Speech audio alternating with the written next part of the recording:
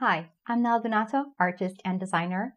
In today's episode of Nela's Art Chat, I'll be sharing the process of creating this moody, drippy mixed media portrait in my recycled sketchbook, while talking about a very important but often overlooked topic, emotional labor.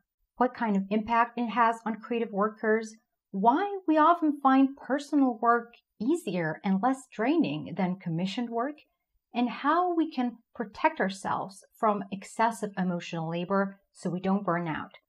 If this sounds interesting, come join me by my drawing table and let's chat. When creatives talk to each other, we often discuss ideas, plans, techniques, and tools. If we feel safe enough, we may discuss practical tips for dealing with clients like getting paid, contracts, red flags, but in all these years, I've rarely heard anyone talk about emotional labor and how it affects our well-being. I think it's time we talk about it more. In her article, Toiling in the Field of Emotion from 2008, psychiatrist Harriet Fraud uses the term emotional labor to describe the effort to understand others and help them feel better. Emotional labor is the expenditure of time, effort, and energy utilizing brain and muscle to understand and fulfill emotional needs. By emotional needs, I mean the human needs for feeling wanted, appreciated, loved, and cared for. Individuals' emotional needs are often unspoken or unknown, unconscious. Emotional labor often occurs together with physical labor, producing goods or services. But emotional labor differs from physical labor by aiming to produce the specific feelings of being wanted, appreciated, loved, and or cared for. Many roles and occupations depend heavily on emotional labor, and if it's done well, others hardly notice the effort involved. End quote. Creative work is work. Years ago, I completed a few personal art commissions for someone. The amount I charged them wasn't worth the time I spent working, so I decided I won't be doing personal art commissions ever again. Later, this person sent me a group message that included a potential interested client for the same type of project. I said I was sorry, but I no longer do projects like that because I have plenty of work as is. This person replied, "You could do it in your free time." I responded, "I work hard enough. I want to use my free time to relax." I thought that suggesting I should be sacrificing my free time to work on commissions was mighty impolite, but in this person's mind, it just didn't compute. People who haven't had that experience don't understand that creative work is just as taxing as other types of work, and that there is a limit to how much of it we can do and stay in good health. All creative work is not the same. I'm a huge proponent of creative hobbies, even if you work in a creative profession. I've talked to many creative pros who told me that discovering an activity that was completely unrelated to their day job had so many benefits. I've talked and written about this subject many times. In the Art Chat episode 8, I explained the benefits of having a personal creative practice and how to make time for it. I shared about my own challenges when I'm overworked and I don't have enough time for personal fun projects. Earlier, I wrote some tips on how to stay true to your art in a world of commerce. I questioned whether everyone should turn their hobby into a job. In Art Chat episode 2, I talked about the benefits of keeping your creative practice as a hobby instead of turning it into a profession. Clearly, I have a lot to say on this, but I've never expressed what I'm about to say in this way. When the thought popped into my head, I had to write it down because that is it for me. That's what this is really about. Why is it that I can still sketch or paint my personal projects after I've spent the day doing design work, yet I could not be working on paid client art commissions at the same time? What makes my professional work so exhausting and my personal work so replenishing? The key difference is professional creative work requires a lot of emotional labor. Doing creative work on behalf of a client requires a tremendous amount of empathy for their needs. What do they like? Will they like this thing I make for them?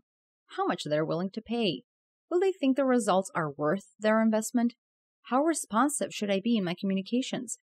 Have I phrased this properly? Will they be offended if I object to their request? How can I find a win-win solution for this issue? How do I politely remind them that I can't start working until they pay me? How do I negotiate a boundary? How can I prepare for a difficult conversation in order to better regulate my very intense emotions and maintain a calm demeanor? If you think I'm exaggerating, I wish you could spend a day inside my head so you can see for yourself. I don't make a single decision before carefully thinking through the client's perspective and other project stakeholders like their clients, their colleagues, their partners. Sometimes I make things easier for myself by creating policies, which cuts down the amount of overthinking and decision making. But even in the best of cases, I'm constantly thinking about my clients' needs while I'm creating something for them. The main reason why I avoid working on multiple branding projects at once is not because I don't have the time to fit it into my schedule. It's because caring for the needs of multiple clients is taxing. Yet I can't make myself care any less.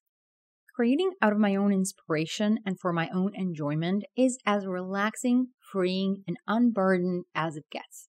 When I lock up my office every August and run off to the beach, I'm still able to sketch and doodle almost every single day.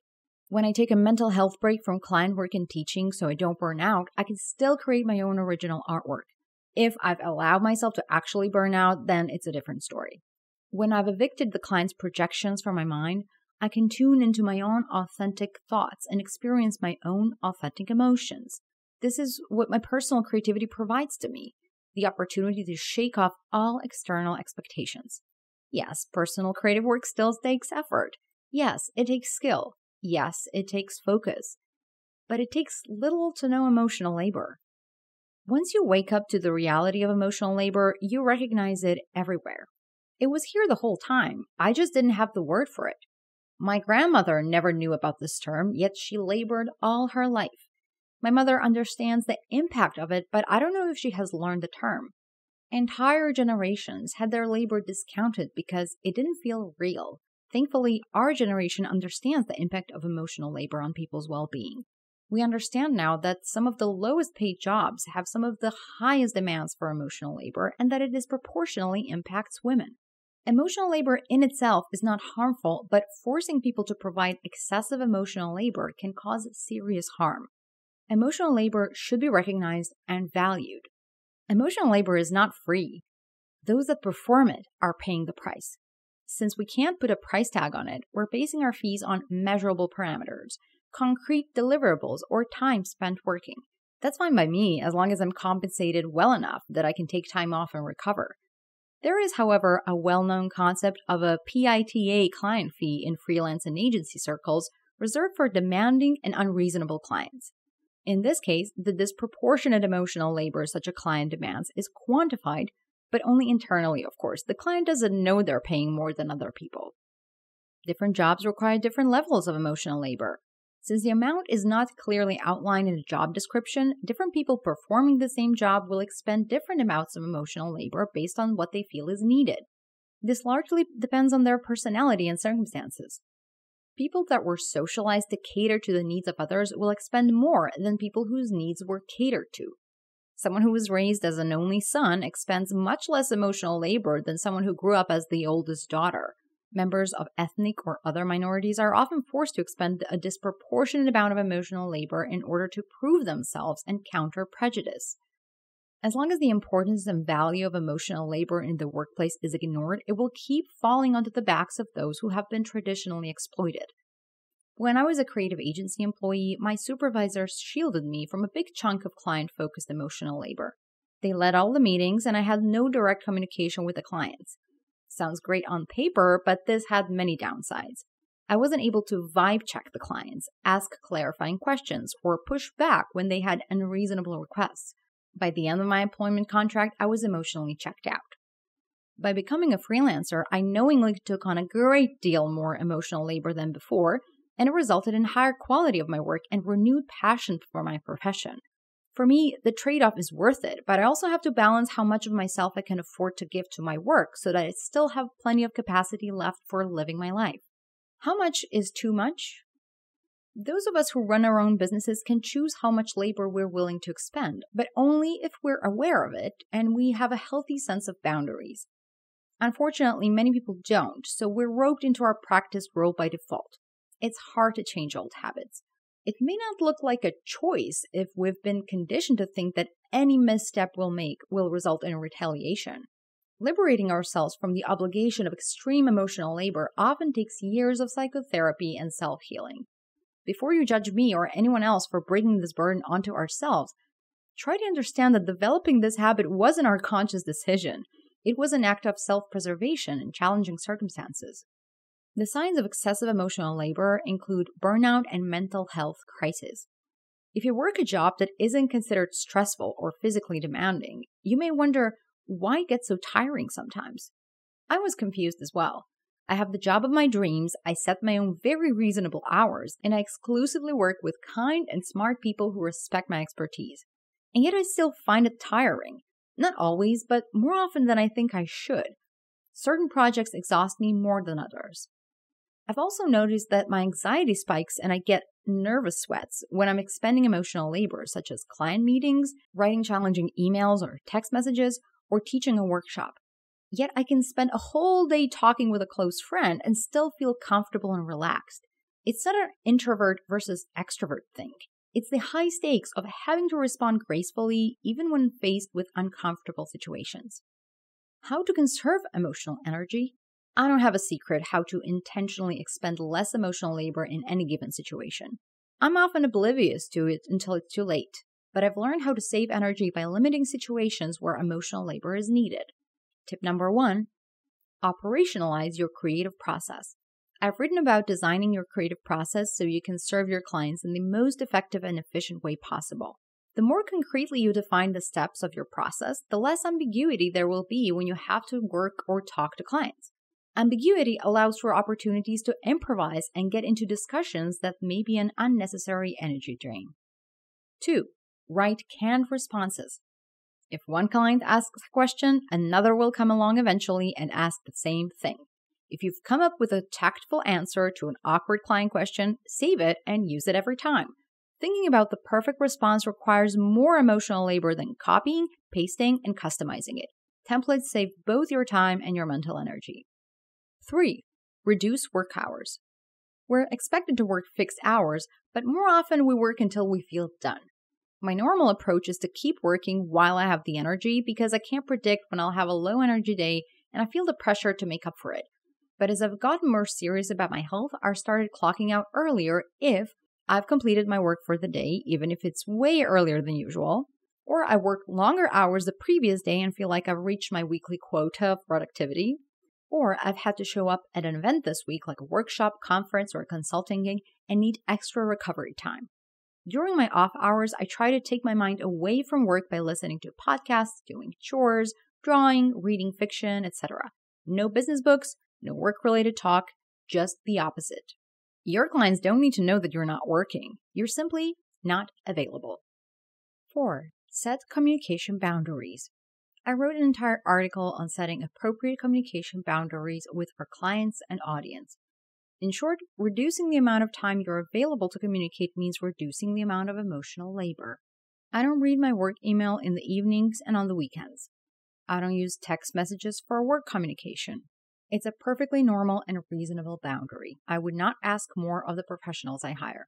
If you don't explicitly set boundaries in your agreements, terms of service, or a conversation, you can still model boundaries by simply acting accordingly. Do not check email over the weekend and respond on Monday morning. There, the client has learned that you don't respond over the weekend and won't expect you to do it in the future.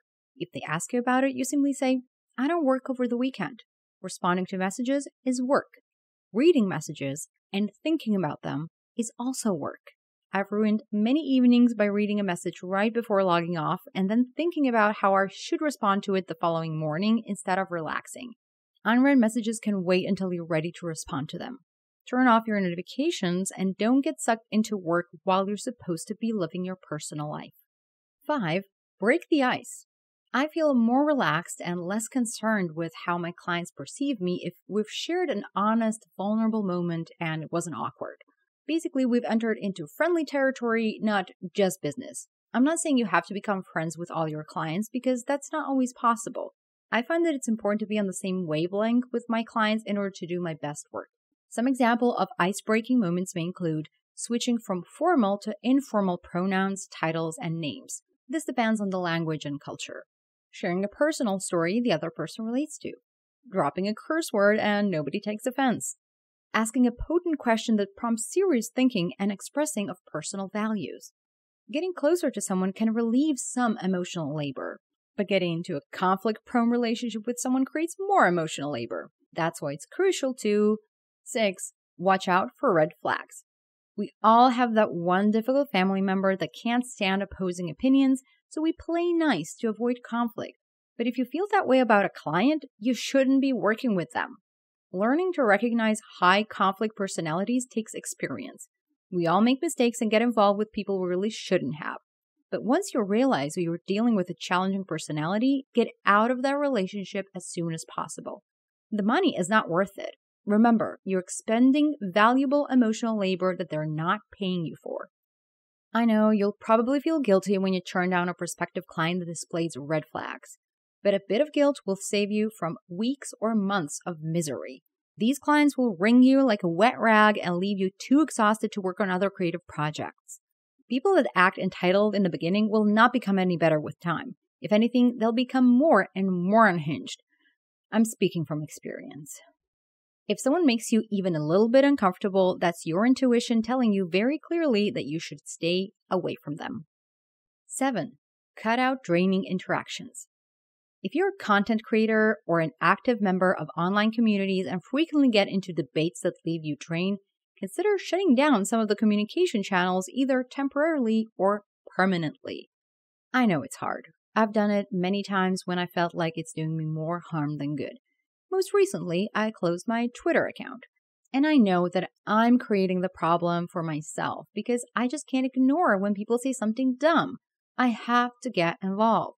If I can't control myself and look away, my only choice is to stop putting myself in situations where I'll get worked up over stuff that has nothing to do with me personally. Usually other people in the debate will not change their minds, and I'll waste all the precious energy for nothing. The same is true for in-person groups. If there are communities or individuals that repeatedly leave you with a bad vibe, it may be best for you to leave. You have to value your labor before anyone else can. When you value your own emotional labor, you're empowered to manage how much you're willing to expend. You won't allow people to pressure you into giving more than you want to. Don't let people live in your head rent-free. Anyone who wants to get into my head must either deserve it by being a wonderful person or pay for it. Squatters are not welcome. My high capacity for emotional labor is what makes me a good designer. I feel my client relationships are more rewarding because of it. That at the end of the day, I deserve to have some of that capacity left over for myself and my loved ones. You deserve that too. Thank you for watching and listening, and I'll talk to you again in the next episode of Nela's Art Chat.